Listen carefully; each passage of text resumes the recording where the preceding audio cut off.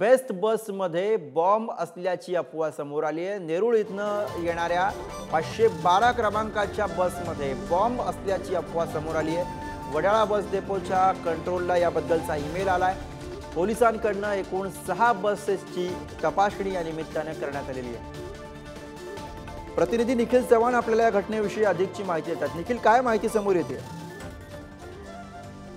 गुरुप्रसाद, काल रात्री मध्यरात्री आहे तो या ठिकाणी डेपोला अशा प्रकारचा जो मेल आहे तो आलेला होता। म्हणजे मुलुंड पश्चिम येथे महाराणा प्रताप चौक आहेत या बस डेपोमध्ये नेरूळ येथून येणाऱ्या 512 बस क्रमांकामध्ये बॉम्ब ठेवला असल्याची हा जो धमकीभरा मेल आहे तो आलेला होता। परंतु पोलिसांनी या प्रकरणात 6 एकूण बसची आहेत ती तपासणी केलेली आहे। बीडीडीएसच्या माध्यमातून मुलुंड महाराणा प्रताप चौक येथे येणाऱ्या प्रत्येक बसला आहे ते त्यांनी लोकेट करून 6 बसची तपासणी केलेली आहे। परंतु अशा प्रकारचा कुठलाही बॉम्ब नसल्याची माहिती पोलिसांनी दिलेली आहे।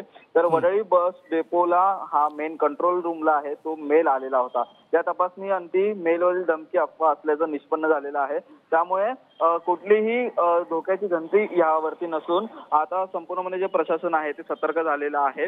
असा कोणताही धमकीभरा मेल आला तर या प्रकरणी पोलीस सतर्क असतातच। त्याच अनुषंगाने संपूर्णपणे जी तपासणी आहे ती पोलिसांनी केलेली आहे आणि हा जो धमकीभरा मेल आहे तो या ठिकाणी फेक असल्याचं पोलिसांनी सांगितलेलं आहे। बरोबर, धन्यवाद निखिल या सगळ्या सविस्तर माहितीसाठी।